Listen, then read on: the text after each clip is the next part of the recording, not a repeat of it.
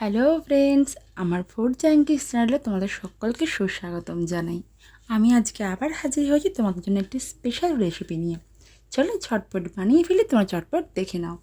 এখানে কড়াইতে সাদা তেলটা একটু গরম হলে আমি প্রথমেই দিচ্ছি শুকনো লঙ্কা, এলাচ, দারচিনি আর লবঙ্গ। এটা সামান্য ফ্রাই হতে দেব। এদিকে দেখো একটা ডিম, পেঁয়াজ কুচি, আদা রসুন বাটা, মেটে ও গিজার কুচি, আলু নিয়েছি ছোটো ছোটো টুকরো করে, আর নিয়েছি টমেটো কুচি। এখানে আমি একটা কাঁচা লঙ্কা ব্যবহার করেছি। আমি আগেও প্রত্যেকটা রেসিপিতে বলেছি, এখনও বলছি, ঝালের পরিমাণটা তোমরা তোমাদের ইচ্ছে অনুযায়ী ব্যবহার করে নিও। এবার আমি এখানে দিয়ে দিচ্ছি আদা ও রসুন বাটা। আদা রসুন বাটাটা আমি দিয়ে এখানে ভালো করে তেলের মধ্যে নাড়াচাড়া করব এবং ভাজতে থাকবো। আদা ও রসুনটা ভালো করে ভাজা আমার প্রায় হয়েই এসেছে। এবার আমি এই পর্যায়ে এখানে দিয়ে দেবো পেঁয়াজ কুচি। পেঁয়াজ কুচোনোটা এখানে দেবার পর আমি আবার সেম প্রসেসে তেলের মধ্যে এটা হালকা হাতে নাড়াচাড়া করব এবং ব্রাউনি কালার আসা পর্যন্ত ভাজতে থাকব। দেখতেই পাচ্ছ পেঁয়াজটার মধ্যে কালার চেঞ্জ হচ্ছে, পেঁয়াজটার মধ্যে হালকা ব্রাউনি কালার এসে গেছে। এবার আমি এই পর্যায়ে এখানে দিয়ে দেব টমেটো কুচি আর একটা কাঁচা লঙ্কা আমি মাঝখান থেকে ফিলে করে নিয়েছি। এটা দেওয়ার পর আমি তেলের মধ্যে এটাকে ভালো করে নাড়াচাড়া করতে থাকবো এবং টমেটোটা নরম হওয়া পর্যন্ত এটাকে একটু ভাজতে থাকছি। টমেটো ভালোভাবে মিশে গেছে এবং ভাজা ভাজা হয়ে গেছে।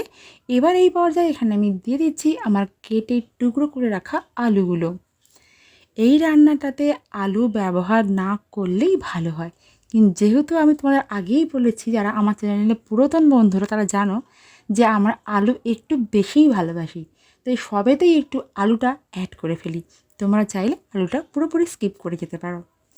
এটা ভালো করে তেলের সাথে নাড়াচাড়া করে নিলাম এবং ভালোভাবে একটু আলুটাকে ভেজে নিলাম। আলু এখানে ভাজার সময় আমি দিচ্ছি পরিমাণ মতো নুন। নুনটা দেবার পর আমি এটা ভালো করে মিশিয়ে নিচ্ছি এবং হালকা হাতে এটাকে আবার নাড়াচাড়া করছি এবং কিছুটা সময় ধরে আলুগুলোকে ভালো করে ভাজতে থাকছি।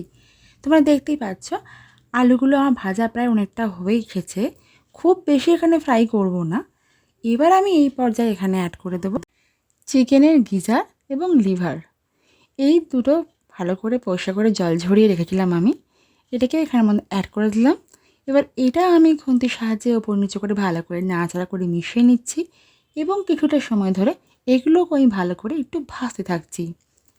এগুলো ভালো করে নাড়াচাড়া করতে করতে ভাজতে থাকবো যতক্ষণ পর্যন্ত এই চিকেনের যে লিভার এবং গিজার তার মধ্যে থেকে অটোমেটিক্যালি একটা জল বের হবে। সেই জল বের হওয়ার সময় পর্যন্ত এটাকে আমি মিডিয়াম টু লো হিটে রেখে 2 থেকে 3 মিনিট এইভাবেই নাড়াচাড়া করতে থাকলাম। এবার আমি এই পর্যায়ে এখানে অ্যাড করে দিচ্ছি 1 টেবিল স্পুন হলুদ গুঁড়ো, 1 টেবিল স্পুন লঙ্কার গুঁড়ো, 1 টেবিল স্পুন ধনে গুঁড়ো এবং 1 টেবিল স্পুন জিরের গুঁড়ো। এবার এই সকল শুকনো উপকরণগুলো দেওয়ার পর আমি ভালো করে এটা উপর নিচে করে মিশিয়ে নেব এবং কিছুটা সময় ধরে এটাকে নাড়াচাড়া করতে করতে আমি কষিয়ে নেব।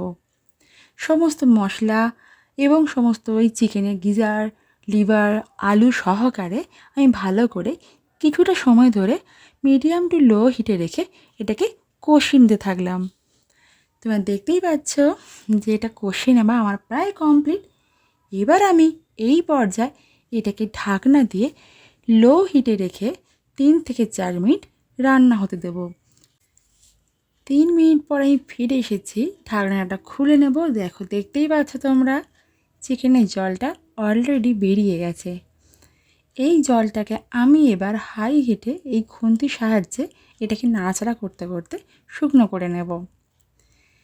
কিছুটা পরিমাণে জলটা শুকনো হওয়া পর্যন্ত এটাকে ভালো করে নাড়াচাড়া করতে থাকলাম। তো তোমরা দেখতেই পাচ্ছ জলের পরিমাণটা আস্তে আস্তে শুকিয়ে এসেছে। এবার যেহেতু এগুলো সেদ্ধ হতে হবে, একটু ভালোভাবে সফট করব, তাই এখানে আমি আবার হাফ কাপ পরিমাণের জল অ্যাড করে দিলাম। দিয়ে এটাকে ভালো করে নাড়াচাড়া করে জলের সাথে মিশিয়ে নিলাম। এবার আমি এটাকে আবার ঢাকনা চাপা দিয়ে দিচ্ছি।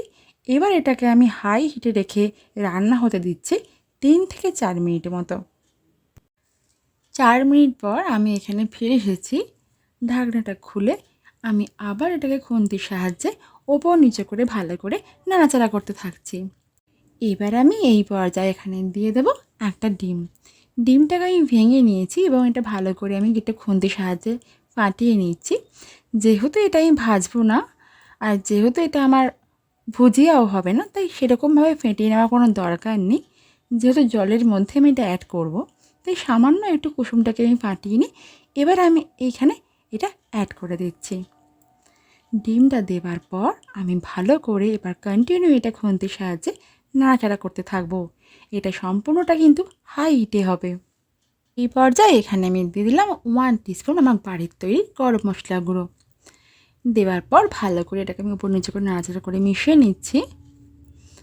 মেশানো আমার কমপ্লিট। আজকে আমার spicy geyser and liver recipe একদম রেডি। তোমরা দেখতেই পেলে বন্ধুরা যে আজকের আমি স্পাইসি গিজার অ্যান্ড লিভারের রেসিপিটা কীভাবে বানালাম। তাহলে তোমরা প্রত্যেকে বাড়িতে বানিয়ে ফেলো আর আমাকে জানিয়ে দাও তোমাদের কেমন লেগেছে। আমার রান্নাটা তোমাদের যদি ভালো লেগে থাকে তাহলে আমাকে একটা লাইক করিয়ে তো ভুলো না। আর প্লিজ যারা আমার চ্যানেলের নতুন বন্ধুরা তারা আমাকে সাবস্ক্রাইব করে বেল আইকনটা প্রেস করে দাও আমার আপলোড করার নোটিফিকেশানগুলো তোমাদের কাছে আগে পৌঁছে যাওয়ার জন্য। আমি আবার ফিরবো বন্ধুরা তোমাদের জন্য নেক্সট আরও নতুন ধরনের কোনো রেসিপি নিয়ে। তোমরা সকলে সুস্থ থেকো, আমার চ্যানেলের সাথে থাকো। আজকের মতো টাটা।